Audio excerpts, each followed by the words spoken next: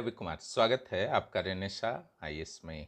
चलिए हम लोग polity paper 4 polity and public ad जो एग्ज़ाम कल हुए हैं 23 तारीख को, आज इकोनॉमिक्स और साइंस जो लास्ट डे है, दोनों एग्ज़ाम हो जाएंगे। 23 जून को पॉलिटी और पब्लिक एड के एग्ज़ाम हो चुके हैं। यहाँ पर क्वेश्चन अगर एमसीक्यू को देखा जाए तो मॉडरेट किस्म के थे, बहुत आसान भी नहीं कहा जा सकता है, बहुत टफ भी नहीं। कुछ क्वेश्चन कठिन जरूर थे जिसने अभ्यर्थियों को निश्चित रूप से एग्ज़ाम हॉल में उलझाया होगा, लेकिन कुल मिलाकर के अगर यहाँ पर भी 15+ आप करते हैं स्कोर तो आपका अच्छा स्कोर माना जाएगा।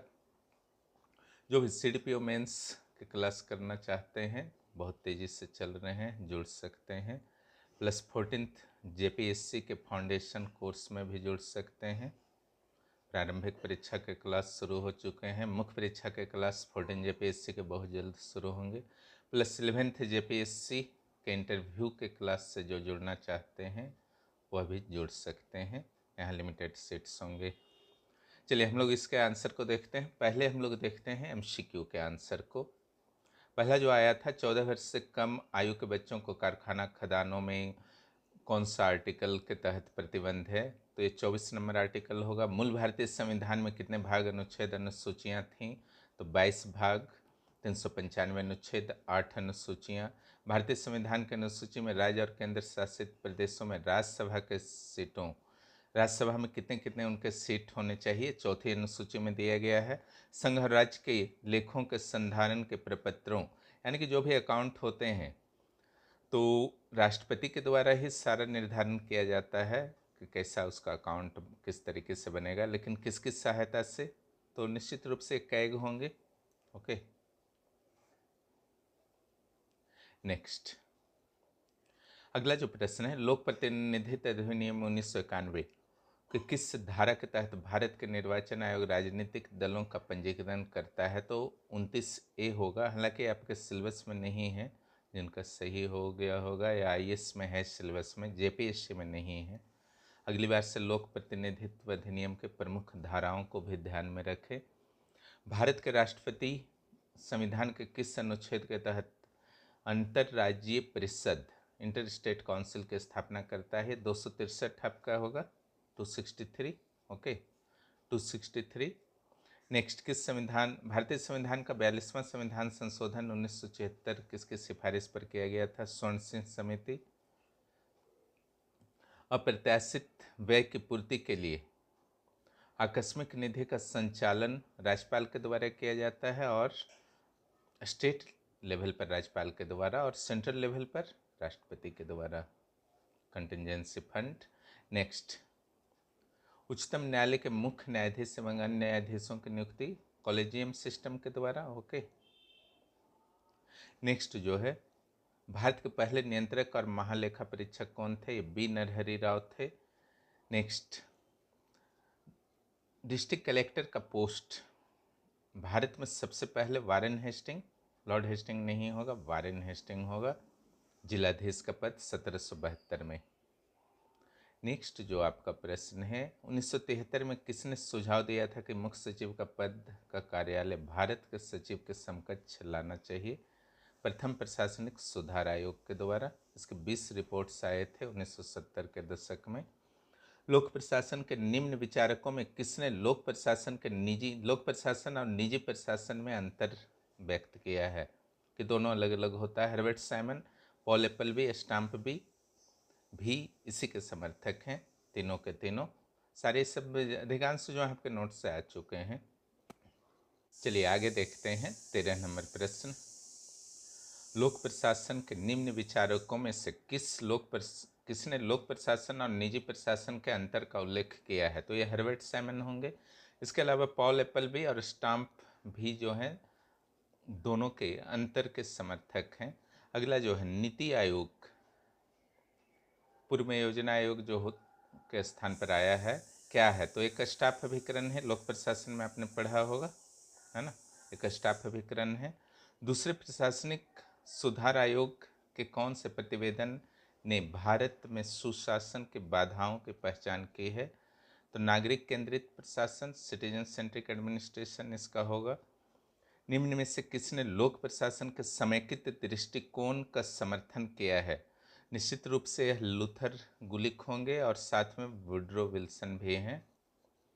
अगला जो प्रश्न है, भारतीय संविधान में कौन सा अनुच्छेद लोक सेवा आयोग, तो ये 315 आपका होगा।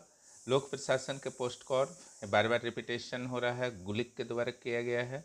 नौकरशाही से किनका नाम जुड़ा हुआ है? मैक्स वेबर का जुड़ा हुआ है। राष्ट्रीय आपदा प्रबंधन प्राधिकरण कौन से मंत्रालय के अभिकरण है? तो गृह मंत्रालय। ये भी आपका रिपीटेशन हुआ है क्वेश्चन। इस तरीके से ये आपके ऑब्जेक्टिव थे।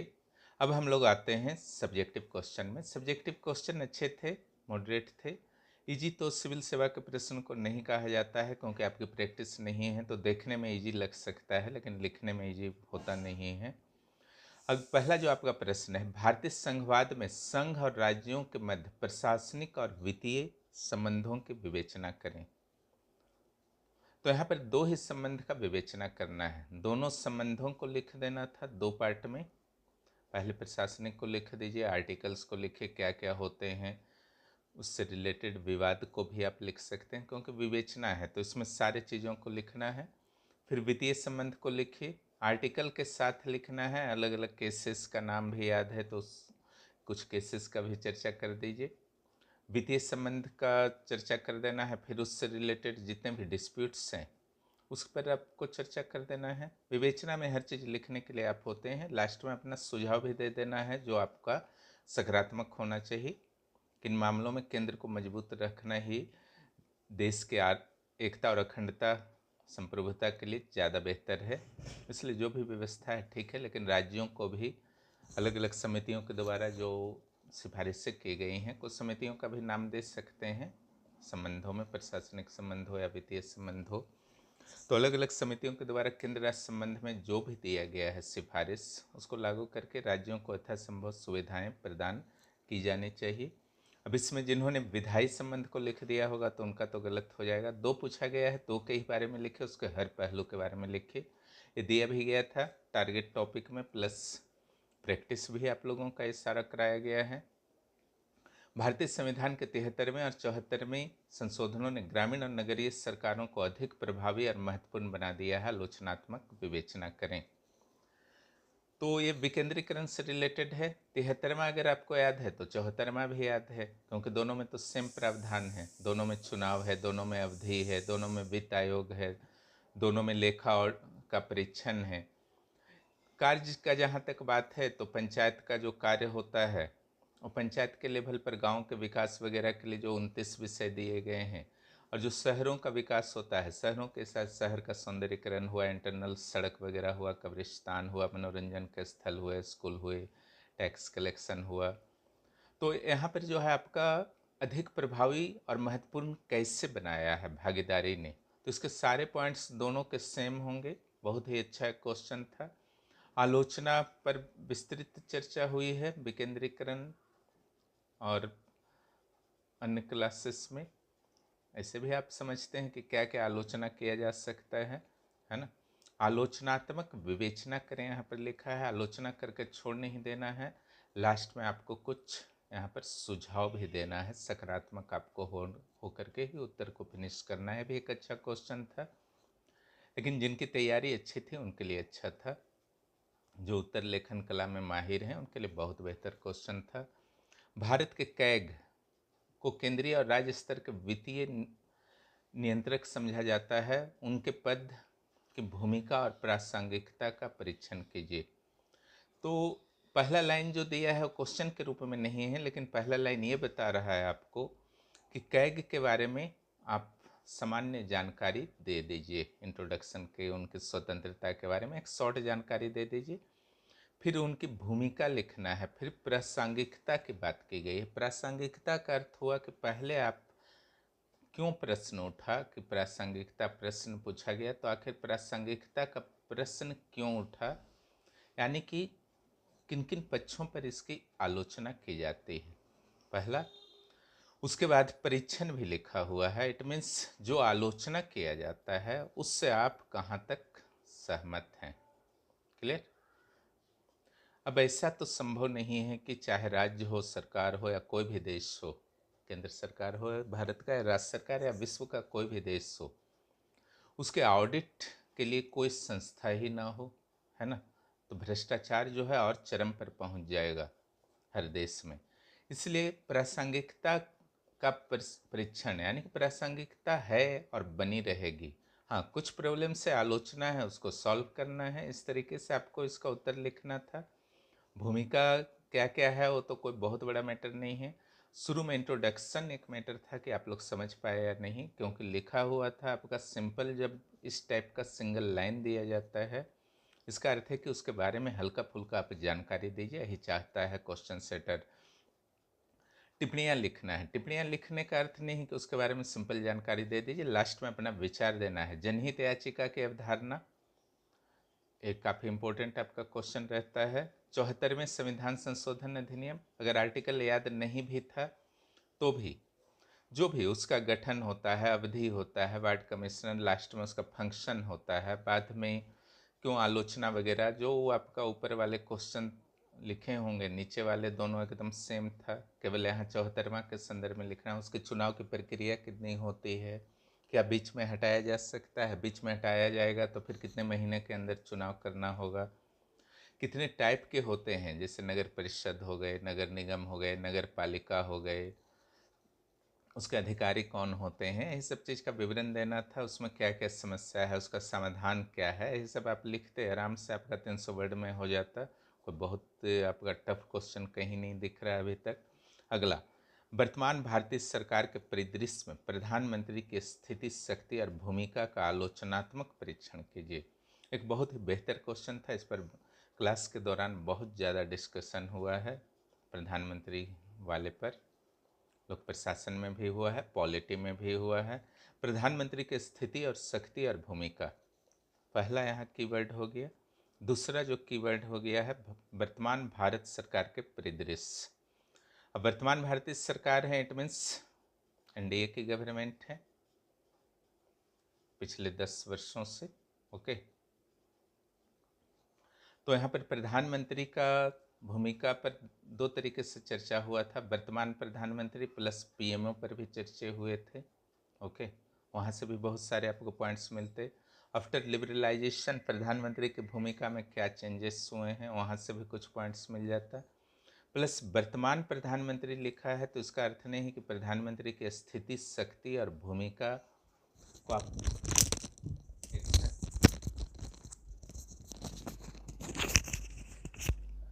कि भूमिका को आप लिखिए ही नहीं, सब चीज़ सिंपल लिखना है, लेकिन हर चीज़ में क्या करना है कि वर्तमान पीएम भारतीय सरकार जो है और वर्तमान पीएम हैं नरेंद्र मोदी, उनके विशेष संदर्भ में इनके कुछ विशिष्ट कार्यशैली आपको लगती हो, इनके बारे में कुछ आप विशेष रूप से अवलोकन करते आए हैं पिछले 10 वर्ष से, जो बाकी प्रधानमंत्रियों से इनको अलग बनाता है। अपने शक्तियों का, भूमिका का किस तरीके से प्रयोग करते हैं।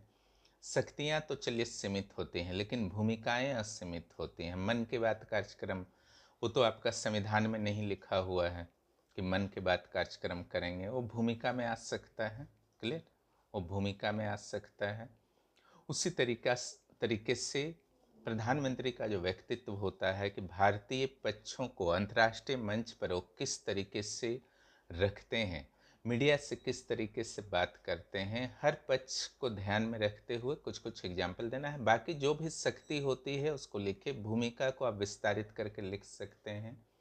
जो दैनिक क्रियाकलापों में आप देखते हैं कि कुछ उनको, कोई भी पीएम का अपना अपना पर्सनालिटी होता है हर व्यक्ति का, तो जो वर्तमान हमारे पीएम हैं, वर्तमान भारतीय सरकार हैं, इनकी क्या विशिष्टता है प्रधानमंत्री की स्थिति, शक्ति, भूमिका के संदर्भ में कुछ कुछ एग्जाम्पल के साथ देना था। लेकिन जो मेन उनका स्टेटस क्या होता है पीएम का, संवैधानिक रूप से उनकी शक्तियाँ क्या होती हैं, उनको तो आपको लिखना ही था। भूमिका में संविधान के दायरे से आप थोड़ा सा निकल सकते हैं।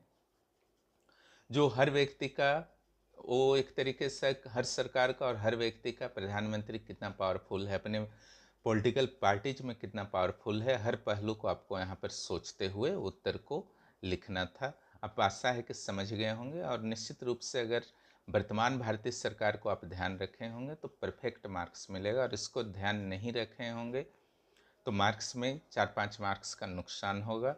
और अगर प्रधानमंत्री की शक्ति, स्थिति और भूमिका सिर्फ वर्तमान भारतीय सरकार के संदर्भ में लिख दिए होंगे और संवैधानिक रूप से जो आपका उपलब्ध है उसको आपने महत्व नहीं दिया होगा तो ज़्यादा मार्क्स का नुकसान होगा, क्योंकि यह सिंपल ही प्रश्न है, बस वर्तमान भारतीय सरकार के विशेष संदर्भ में देना था।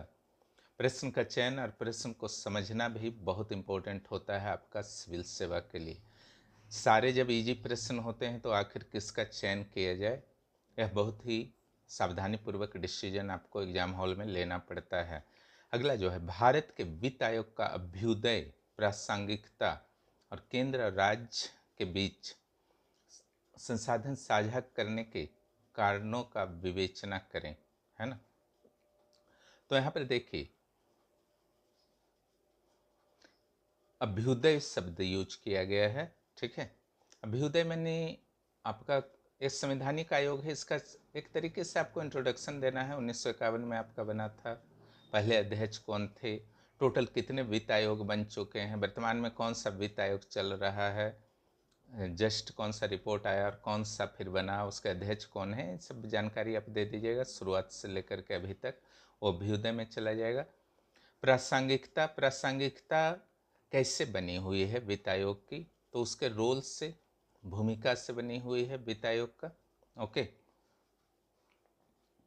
वर्तमान में क्या प्रासंगिकता है, तो प्रासंगिकता है तो क्यों आलोचना पहले किया जाता था, थोड़ा बहुत आलोचना लिख सकते हैं, क्योंकि पहले योजना आयोग जो था वो हावी हो रहा था, संवैधानिक संगठन ये था, एक्स्ट्रा कॉन्स्टिट्यूशनल आपका संस्था था योजना आयोग, फिर भी वो हावी हो रहा था वित्त आयोग पर, जबकि 280 के तहत आपका संवैधानिक आयोग है। लेकिन योजना आयोग के बाद 2015 1 जनवरी को आपको पता है कि नीति आयोग का गठन हो चुका है और उसकी भूमिका एक स्टाफ अभिकरण के रूप में कर दी गई है। स्टाफ हो, कार्यकारी नहीं है, है ना। उसके जो थिंक टैंक के रूप में वह वर्क करता है, जिसके कारण वित्त आयोग की प्रासंगिकता और अधिक बढ़ गई है। उसके बाद कौन कौन से ऐसे कारण हैं जिसके कारण वित्त आयोग के द्वारा सारे भूमिका को अच्छी तरीके से फिर लिखना है, और प्रासंगिकता जो है नीति आयोग की स्थापना के बाद और ज़्यादा बढ़ा है और भविष्य में भी प्रासंगिकता बने रहेगा। उसके पक्ष में 2-4-5 पॉइंट लिखिए, लेकिन कुछ आलोचना शुरू में आप लिख सकते हैं कि आलोचना क्यों हो रही थी, आखिर एक प्रश्न उठा क्यों प्रासंगिकता का। अगला जो इसमें है कि कारण, कि जो आपका राजस्व का बंटवारा करता है उसका कारण क्या है, भूमिका। तो कारण में आपको यही लिखना है कि देखिए जो आपका कलेक्शन होता है, टैक्सेशन सिस्टम पर थोड़ा सा हल्का सा यहाँ पर आपको चर्चा कर देना है कि केंद्र और राज्य के बीच बहुत सारे ऐसे अमाउंट होते हैं, राजस्व होते हैं, ओके, जो केंद्र कलेक्शन करता है, क्लियर। केंद्र कलेक्शन करता है और राज्यों से भी केंद्र के पास चला जाता है, तो जरूरी हो जाता है बंटवारा करना। 5 साल के लिए दिया जाता है, प्लस आपदा प्रबंधन, स्थानीय शासन, ग्रामीण विकास, पंचायती राज विकास, और जो भी आप वित्त आयोग के जो आपने 15वां वित्त आयोग का मैंने नोट्स दिया था उसमें जो भी सब्जेक्ट्स हैं वहाँ से आप बहुत सारे कारण को चुन सकते हैं, कारणों की वहाँ पर कमी नहीं है। जो जो वहाँ पॉइंट्स लिखा है, जहाँ जहाँ पर डिवाइड करता है उसी को कारण बना बना करके डाल दीजिए, है ना। उसके अलावा विशेष सहायता दिया जाता है, विशेष अनुदान दिया जाता है, जनसंख्या कंट्रोल जिन्होंने किया है उनके लिए विशेष दिया जाता है कुछ सहायता, उसके लिए प्रोत्साहन देना भी एक कारण आपका हो जाएगा। उसके अलावा भौगोलिक क्षेत्र या पर्यावरण को एक नया जोड़ा गया है, तो पॉइंट्स की कमी नहीं है। एक बहुत ही अच्छा क्वेश्चन था, अगर आप समझ गए होंगे तो बहुत बेहतर लिखे होंगे। नेक्स्ट जो है लोक प्रशासन का क्वेश्चन है, भारत में महिलाओं के विरुद्ध होने वाली हिंसा को रोकने एवं उन्मूलन के लिए सरकारी प्रयासों की सफलता असफलता का आलोचनात्मक मूल्यांकन करें। तो देखिए इसको आप डायरेक्ट रिलेट कर सकते हैं, बैकलॉग में भी सेम प्रश्न डाला गया था। जो महिला घरेलू हिंसा अधिनियम, क्लियर, वो प्रयास किया गया है, उसका आलोचना आपने पढ़ा ही है, क्लियर। तो वहाँ आपका हो गया। उसके बाद 3 तलाक अधिनियम को भी जोड़ सकते हैं, क्लियर। इसके अलावा घरेलू हिंसा को रोकने के लिए महिलाओं को सशक्त करना है, ठीक है, महिला को सशक्त करना है। अब जब महिला को सशक्त करना है तो निश्चित रूप से योजनाएं लिखा हुआ है, सरकारी योजनाएं, ठीक है, सरकारी योजनाएं, सरकारी शब्द यूज हुआ है यहाँ पर, ओके। जब गवर्नमेंट शब्द आपका यूज हुआ है, इट मीन्स इंडिया पर ही लिमिट नहीं रहना है, इंडिया प्लस अपना स्टेट झारखंड। ऐसी योजनाओं को तलाश कीजिए जो महिलाओं को सशक्त बनाते हैं, आर्थिक रूप से, सामाजिक रूप से, है ना, राजनीतिक रूप से। नारी वंदना अधिनियम एक आपका आ सकता है, यहाँ फूलो झानो आ सकता है। कम उम्र में विवाह को रोकने से रिलेटेड बेटी बचाओ बेटी, हर चीज़ यहाँ पर लिख सकते थे। फिर उसका सफलता कुछ लिख दीजिए, कुछ असफलता लिख दीजिए, यानी कि आलोचना वही हो गया। फिर लास्ट में आपका एक सकारात्मक निष्कर्ष लिख दीजिए, उत्तर आपका कंप्लीट हो गया। इस पर डिस्कशन भी किया गया था बैकलॉग के एग्जाम के बाद, यही चीज़ को समझाया गया था वहाँ पर भी। भारतीय प्रशासनिक व्यवस्था में समानज्ञ और विशेषज्ञ के मध्य संबंधों का आलोचनात्मक मूल्यांकन कीजिए। ये भी एक काफ़ी अच्छा प्रश्न है, लेकिन यहाँ आलोचना और मूल्यांकन पर जो ध्यान नहीं दिए होंगे 2-3 मार्क्स नुकसान उठाना पड़ेगा, क्योंकि आलोचना भी करना था, मूल्यांकन भी, यानी कि आपके विचार भी उस पर देने थे जो सकारात्मक होने चाहिए। और किस तरीके से एकीकरण की ओर बढ़ रहा है उसको मूल्यांकन में आप डाल सकते थे, एक अच्छा उत्तर यहाँ पर हो सकता था। और ये तो आपका हाल ही में जो मेगा टेस्ट हुआ उसमें भी डाला गया था प्रश्न। तो इस तरीके से एक आपका बहुत ही बेहतर पेपर था और आशा है कि आप लोगों ने काफ़ी अच्छा दिया होगा। साइंस और इकोनॉमिक्स का तो सिलेबस लगभग 98 to 100% कंप्लीट कराया गया है यहाँ पर, इसलिए कोई विशेष दिक्कत नहीं आनी चाहिए। लेकिन उसका भी विश्लेषण एनालिसिस मैं कर दूंगा प्रश्न पत्र जैसे ही प्राप्त होता है। 14वीं JPSC के लिए जो भी तैयारी कर रहे हैं अभी से लगिए, अगर पास होना चाहते हैं तो। और सिर्फ पीटी की तैयारी नहीं करनी है, मेंस की भी तैयारी करनी है, क्योंकि सिविल सेवा में सिर्फ पीटी नहीं होता है बल्कि मेंस भी होता है। अब मेंस का अर्थ नहीं होता है कि नोट्स उतारे रट गए, उसका अर्थ होता है रेगुलर क्लासेस कीजिए, वहाँ पर दिमाग ओपन होता है पूरी तरीके से, जिससे इस तरीके के प्रश्नों को लिख सकते हैं। क्लास नहीं करेंगे तो कोई लाभ नहीं होगा। Plus answer writing, answer writing जो है प्रैक्टिस बहुत ज़रूरी है। आंसर राइटिंग करेंगे, मार्क्स पहले कम आएंगे, स्पीड पहले कम रहेंगे, धीरे धीरे धीरे गलतियों से सुधार करते जाएंगे, अंततः परफेक्ट बन जाएंगे। लेकिन इसमें समय लगता है, तुरंत परफेक्ट आप नहीं बन जाते हैं, समय लगता है। तो 14th के लिए अगर आपको वास्तव में चाहते हैं कि उसमें सफल होना है तो अभी से लगना होगा आंसर राइटिंग प्रैक्टिस, पीटी और मेंस के क्लासेस में, अन्यथा आपके हाथ से निकल सकता है। क्लासेस वहाँ चल रहे हैं, रेनेसां से जुड़ना चाहते हैं तो जुड़ सकते हैं, नोट्स उपलब्ध हैं। और इस बार 14 JPSC के लिए फिर से नोट्स सारे अपडेट होंगे आपके। जो भी इस चैनल पर नए हैं चैनल को सब्सक्राइब कीजिए और दोस्तों को भी इस चैनल के बारे में बताएं। जो भी किसी भी यहाँ के CDPO मेंस या 14th JPSC फाउंडेशन कोर्स या 11th JPSC इंटरव्यू क्लासेस जुड़ना चाहते हैं, इस नंबर पर व्हाट्सएप कर सकते हैं।